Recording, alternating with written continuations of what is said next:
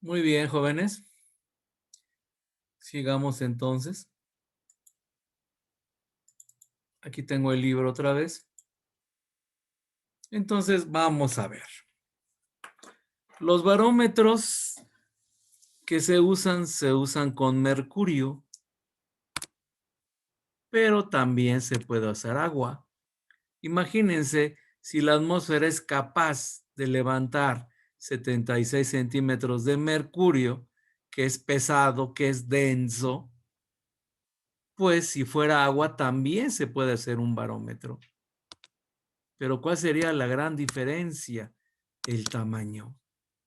Un barómetro con agua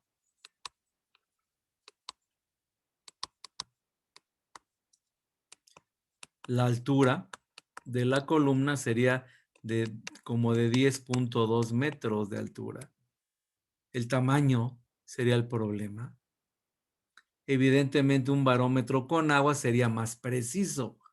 Con cualquier cambio de presión se movería la columna, ¿verdad? En cambio con el mercurio, como es pesado, no se notaría el cambio. Con el agua sí. Existen barómetros de agua en algunas universidades, pero la gran desventaja es esa, ¿no? El tamaño. No se podría llevar a ningún lado simplemente, ¿no? En cambio, un barómetro de mercurio es mucho más manejable. Vámonos a el libro. Entonces dice,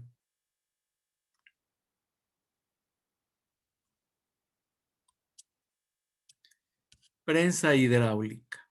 Esas ya son aplicaciones de el principio de Pascal. La aplicación más frecuente de la ley de Pascal es la prensa hidráulica, que se ilustra en la figura 15.9. Vamos a verla aquí abajo. Esta es la figura. Imagino que han visto ustedes estas prensas hidráulicas en los autolavados. En los autolavados simplemente han visto que se sube el coche en una plataforma y luego se ve que una persona abre una llave de agua o de aceite y se empieza a subir lentamente el carro, ¿no? Se aplica poca fuerza para levantar un gran peso.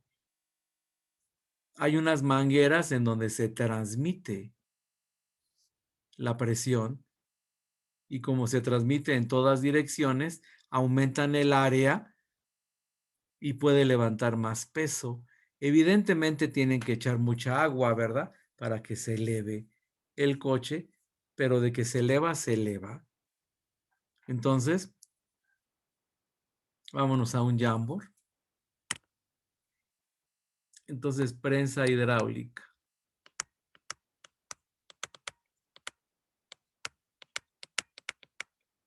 Creo que lo escribí mal, pero bueno. Entonces, yo tengo una base pequeña,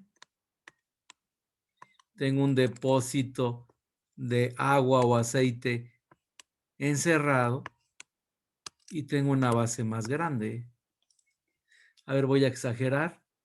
Voy a hacer muy delgado este tubo.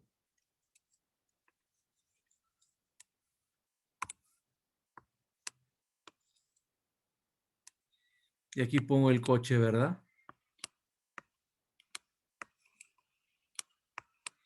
Entonces, por aquí va a ser un área 1 muy pequeña y un área 2 más grande. Entonces, se aplica una fuerza y debido a que la presión, porque está encerrado el fluido, se transmite en todas direcciones, esto multiplica la fuerza de salida. Entonces, mientras mayor sea la diferencia entre las áreas, esa va a ser la misma proporción que va a tener la fuerza de salida, que va a ser capaz de levantar objetos mucho más pesados. Entonces, se me está yendo la luz. Si de repente me voy, me espera, ¿no? Ahorita me está, ya van 2 veces que como que quiere amenazar. Si se va la luz, se me va el internet. Dice, la aplicación más frecuente de la ley de Pascal es la prensa hidráulica, que se ilustra en la figura que vimos ahorita. De acuerdo con el principio de Pascal, una presión aplicada al líquido en la columna izquierda se transmitirá íntegramente al líquido de la columna de la derecha. Por lo tanto, si una fuerza de entrada Fi, que es la de la izquierda, actúa sobre un émbolo de área AI, causará una fuerza de salida FO que actúa sobre un émbolo de área AO. Vamos a ver el dibujo. Aquí está Fi. A ver. Este es Fi, la fuerza de entrada, y este es FO, que es la fuerza de salida. Tengo una área I, que es más pequeña que esta área O, pero la presión se transmite por todo el depósito encerrado de líquido. Entonces chequen, gano en fuerza, pero ¿en qué pierdo? En la distancia. Esta SI es más grande que esta SO. Ahora, en una prensa hidráulica, pues hay mangueras. No sé si han visto eso, mangueras muy, muy, muy largas. Que por ahí va el aceite o el agua. Abren la llave y por ahí recorre. Entonces el agua recorre muchísima distancia para que aquí la parte de salida suba muy lentamente. Pero de que sube, sube. Lo que gano en fuerza, lo pierdo en distancia.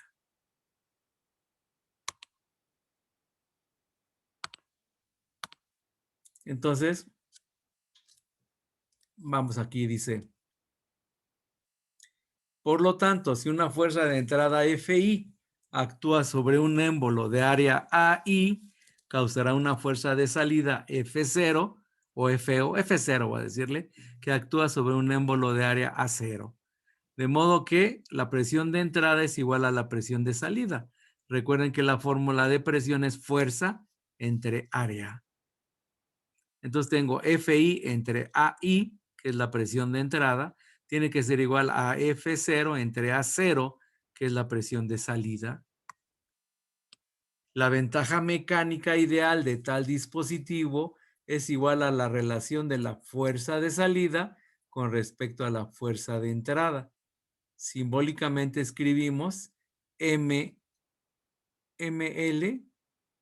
la ventaja mecánica, es la división entre las áreas o entre las fuerzas. Una pequeña fuerza de entrada puede ser multiplicada para producir una fuerza de salida mucho mayor, utilizando simplemente un émbolo de salida con un área mucho mayor que la del émbolo de entrada. La fuerza de salida está dada por, tenemos ahí la multiplicación, a ver, ¿dónde está la plumilla aquí? Dice, la fuerza de salida es la fuerza de entrada por esta división, que es la proporción de las áreas. Mientras más grande sea el área de salida con respecto al área de entrada, más grande será la proporción de las fuerzas. O sea, ¿qué me dice? Que a mayor área de salida, pues hay una mayor fuerza también de salida y puede levantar cosas de mayor peso. De acuerdo con los métodos desarrollados en el capítulo 12 para las máquinas simples, el trabajo de entrada debe ser igual al trabajo de salida si despreciamos la fricción. Si la fuerza de entrada Fi recorre una distancia Si, mientras la fuerza de salida FO viaja a una distancia S0 o F0 viaja a una distancia S0. Podemos escribir que el trabajo de entrada es igual al trabajo de salida. Entonces, esta relación conduce a otra expresión útil para la ventaja mecánica ideal de una prensa hidráulica. Y también aquí se invierte el orden. La ventaja mecánica es la distancia de entrada entre la distancia de salida. Observe que la ventaja mecánica se gana a expensas de la distancia de entrada. Fue lo que yo les dije. Por esta razón, la mayoría de las aplicaciones utilizan un sistema de válvulas, de mangueras, para permitir que el pistón de salida se eleve por una serie de impulsos cortos del pistón de entrada. Y aquí hay problemas que ahorita no me quiero meter. Entonces, primera tarea, jóvenes. Aquí hay un ejemplo del uso del principio de Pascal, de la ley de Pascal. Hay otro ejemplo que quiero que me investiguen. Por favor, en la tarea que viene, me investigan cómo funciona el sistema de frenado de los automóviles, que también usa la ley de Pascal. Me imagino que algunos han visto el sistema de frenado. ¿En qué consiste? Se aprieta un pedal, que es el freno, que está conectado por una tubería donde hay líquido, el famoso líquido de frenos. Ese líquido de frenos va por una tubería que va a las 4 llantas y accionan mediante presión el sistema de frenado. Detiene el giro de la llanta, presiona las balatas. Me imagino que conocen los frenos de las bicicletas, ¿verdad? Esos de hule. Se han visto cómo se cierran, ¿verdad? Y cómo frenan la llanta. Bueno, pues es algo parecido, pero mucho más grande. Hay un sistema que tiene balatas y se cierra y presiona al eje de la llanta y impide que siga girando. Entonces, cuando yo aprieto el freno, aplico una presión al sistema de frenados mediante el líquido que hay adentro y eso multiplica la fuerza para que el carro frene. Entonces, quiero que me investiguen cómo es el sistema de frenado, cómo se utiliza el principio de Pascal, la ley de Pascal, para que frenen los coches. Muy bien. Comparto de nuevo. Ahora vamos al principio de Arquímedes. Ahí está el enunciado. Dice, un objeto que se encuentra parcial o totalmente sumergido en un fluido experimenta una fuerza ascendente que se llama empuje, igual al peso del fluido desalojado. Bueno, ¿qué me dice esto?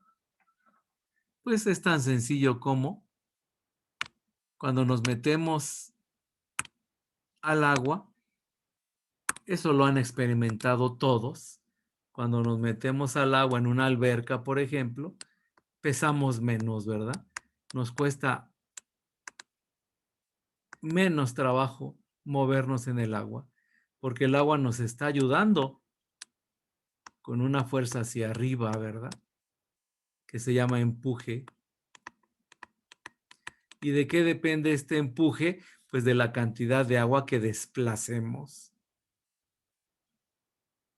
¿Por qué se conoce como principio de Arquímedes? Bueno, porque Arquímedes, que fue un filósofo griego de la antigüedad, descubrió este principio. Y hay una historia que es la historia de la corona del rey Hierón.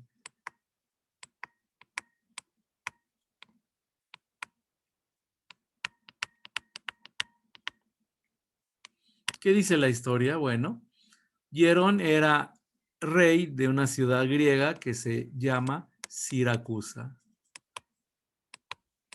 En la antigüedad, Grecia no existía como país. Había un conjunto de ciudades, estado, así se llamaban, ciudades-estado, separadas, como Atenas, Esparta, Troya, etcétera, etcétera. Eran ciudades que se peleaban constantemente entre ellas. Y eso pues también fue su perdición. Nunca se unieron y llegaron los romanos y los conquistaron, ¿verdad? Pero bueno, estaban en continuas guerras entre ellos. Entonces, en esa ciudad de Siracusa, pues tenían a su genio. Su genio era Arquímedes.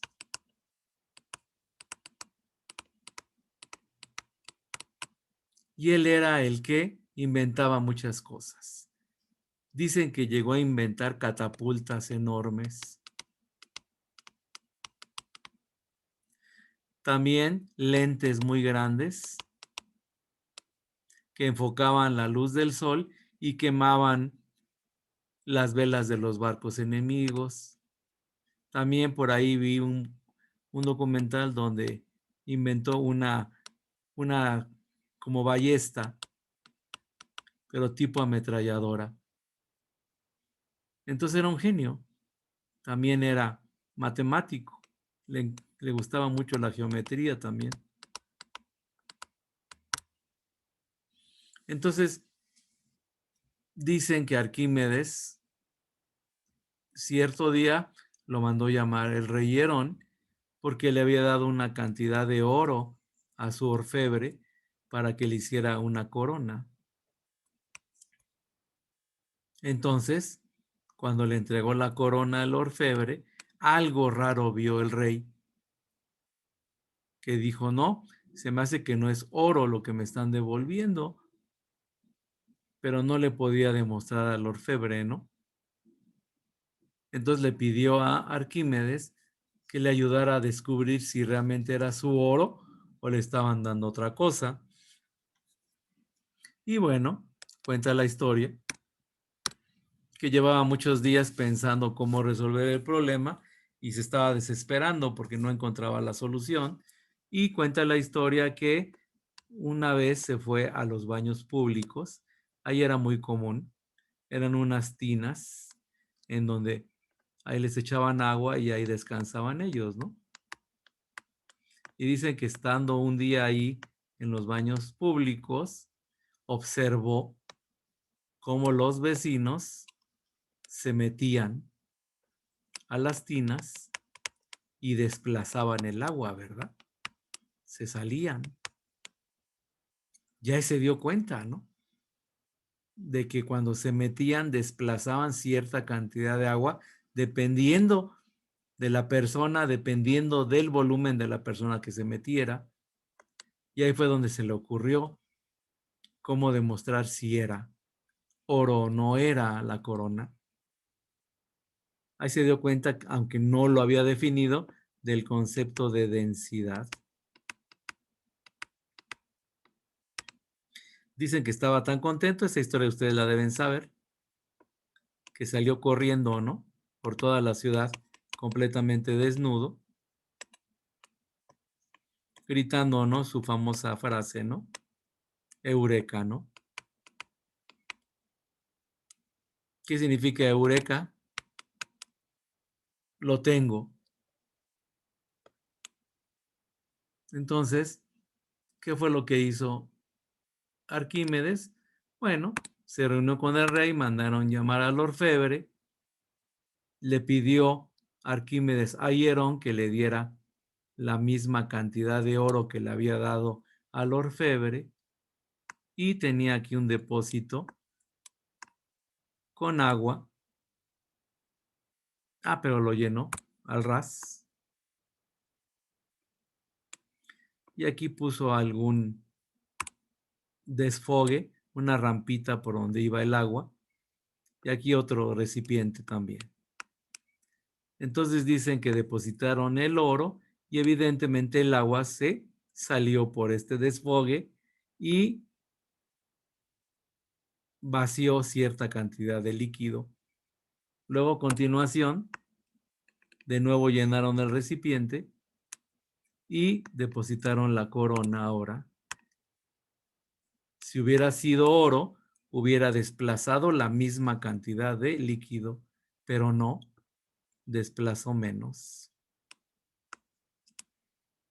El orfebre tuvo que confesar que había combinado plata con el oro para quedarse con parte del oro.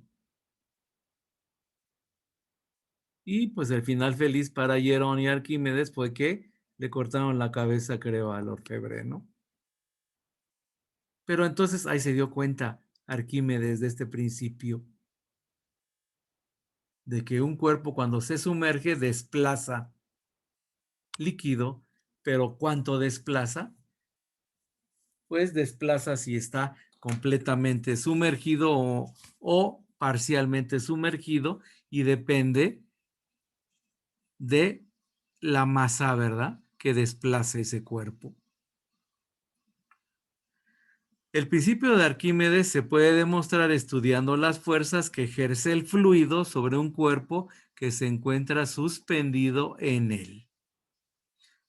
Considera un disco de área A y de altura H que está totalmente sumergido en un fluido, como se muestra en la figura. Y bueno, aquí solamente voy a platicar. Ahí tenemos una monedita, ¿verdad? Es un disco de área A y de altura H. Ahí tenemos del lado derecho el área de la tapa y la altura H es el grueso, pues, de la fichita, pues, para decirle así. H mayúscula. Dice, donde ρ es la densidad de la masa del fluido y g es la aceleración debida a la gravedad. Por supuesto, si deseamos representar la presión absoluta dentro del fluido, tenemos que sumar también la presión externa ejercida por la atmósfera. La presión total hacia abajo, P1, ejercida sobre la parte superior del disco,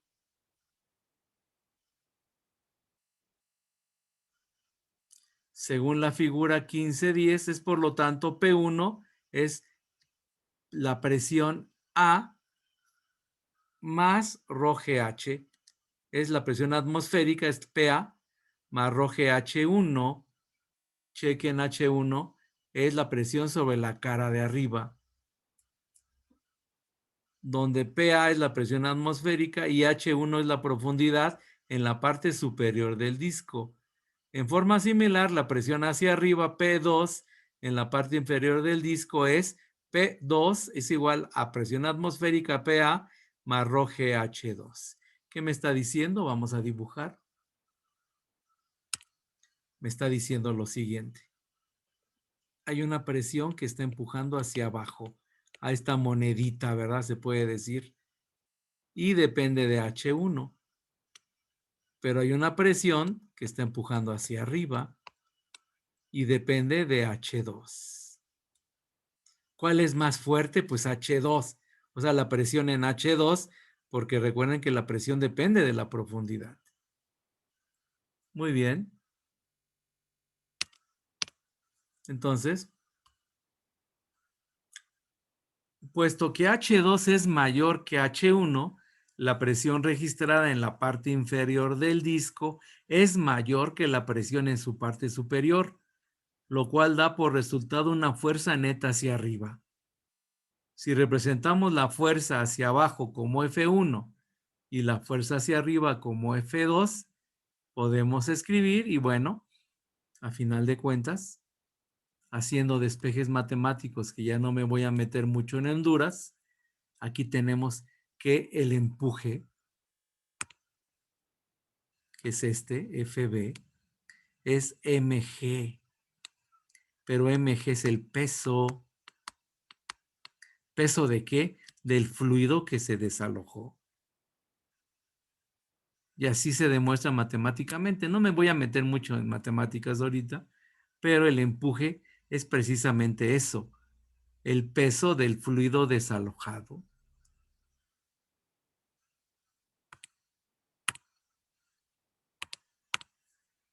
Entonces, al aplicar este resultado debemos recordar que la ecuación 1510, la que está arribita, nos permite calcular únicamente el empuje ocasionado por la diferencia de presiones. No representa en realidad la fuerza resultante. Un cuerpo se sumergirá si el peso del fluido que desaloja el empuje es menor que el peso de dicho cuerpo. O sea que si el empuje es menor que el peso, se va a hundir. Si el peso del fluido desalojado es exactamente igual al peso del cuerpo sumergido, este ni se hunde ni se va hasta arriba. En este caso, el cuerpo estará en equilibrio. Si el peso del fluido desalojado excede el peso del cuerpo sumergido, el cuerpo se elevará hasta la superficie y flotará. Cuando el cuerpo flota y alcanza el equilibrio en la superficie, desplazará su propio peso de líquido. La figura 1511, que es la que está aquí abajo, demuestra esto mediante el uso de un recipiente cilíndrico con vertedero y un vaso para recibir el fluido desalojado por un bloque de madera. Ahí tenemos un bloque de madera que está flotando, pero parte del bloque está hundido y el líquido que salió por ese vertedero, si lo peso, es equivalente a la parte de la madera que está sumergida. Muy bien. Estos son problemas que vamos a verlos ya en las próximas clases. Muy bien. Entonces, esto es lo que nos dice el principio de Arquímedes.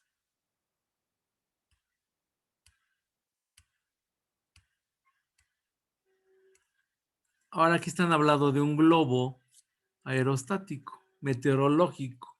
¿Cómo es que funciona un globo meteorológico? ¿Por qué se elevan los globos? Ya sean meteorológicos o de los que se usan, ¿no? Para que se pase ahí la gente. Yo aquí tengo la canastilla del globo, aquí tengo las cuerdas y aquí tengo el globo. Si han visto cómo se infla el globo, pues con un soplete se lanza fuego. El aire de dentro del globo, cuando se calienta, se expande porque las moléculas se mueven más rápido, chocan contra las paredes del globo y lo empiezan a inflar. ¿Qué sucede entonces cuando se separan las moléculas del gas debido a que aumentan su velocidad, debido a que aumentan la temperatura? Pues la densidad disminuye.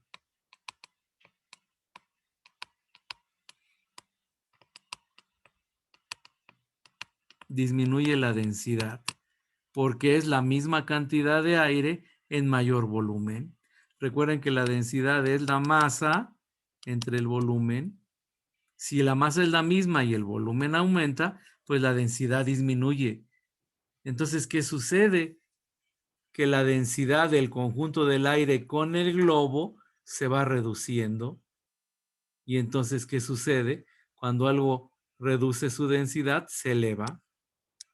Cuando algo aumenta su densidad, se hunde. Entonces, mientras más y más se expanda el globo, más y más sube. Claro que va a haber un límite, porque el globo pues no se puede inflar eternamente.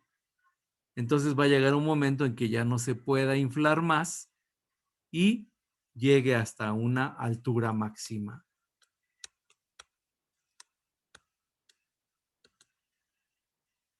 Y evidentemente, ¿cómo le hacemos para poder bajar? Pues hay que enfriar el aire. Si el aire se enfría, ¿qué pasa con el globo? Pues se va desinflando, el volumen se va reduciendo, la densidad va aumentando y el globo tiende a bajar. Y aquí estamos jugando con densidades. Los globos, ¿cómo se llama? Los que son para ver el clima, los meteorológicos, tienen helio. El helio es muy ligero, tiene poca densidad y el globo sube mucho más rápido. Esos globos tienen instrumentos que miden presiones, miden humedades, miden muchas cosas. Entonces necesitan que suban rápido y también bajan rápido. Seguramente hay algún mecanismo en donde se sale el helio, ¿verdad? Y por el peso del globo baja más rápido. Entonces, aquí estamos usando ahora dentro del aire también lo que es el principio de Arquímedes, porque se puede decir que la atmósfera es un mar de aire, no de agua como lo hizo Arquímedes, ¿verdad? Muy bien. Pues antes de que se me olvide, a ver, aquí tengo, dejo de compartir. Aquí tengo la lista ya con las calificaciones, en la lista que está en orden alfabético. Aquí la mayoría sacó 10. Aquí tengo mi lista. Los únicos que no tienen 10 son Aguilar Ruiz Carla, creo que ya no viene. Ramírez López Carlos Eduardo tiene 6. Le pedí que me mandara las tareas y nunca me las mandó. Y NP tengo a Ramírez Pablo María Daniela, Rodríguez Ortiz María José. Todos los demás tienen 10 en esta lista. ¿Algún comentario? ¿Alguna inconformidad sobre lo que les acabo de decir? Esto lo voy a meter al sistema mañana o pasado. Nada más estoy esperando promediar a mis últimos 2 grupos mañana. Y mañana voy a meter, o miércoles ya voy a meter calificaciones al sistema de la escuela. ¿No hay ningún comentario sobre las calificaciones? Bueno, entonces ahí la dejamos por el día de hoy. Hagan su resumen sobre Arquímedes, sobre Pascal, sobre la prensa hidráulica y me buscan información sobre el sistema de frenos de los coches. ¿Estamos de acuerdo? Ya quedan 7 minutos de Zoom, pero ahí le voy a parar por el día de hoy. ¿Alguna pregunta de última hora? ¿Dudas? ¿Esto sería para la tarea del viernes, profe? La tarea es el viernes. A ver, qué bueno que me preguntas. Vámonos al Classroom.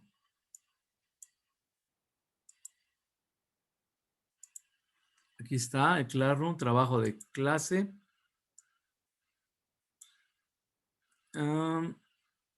Fecha de entrega 12 de febrero. Sí, sería para el 12, que es el viernes. Exacto.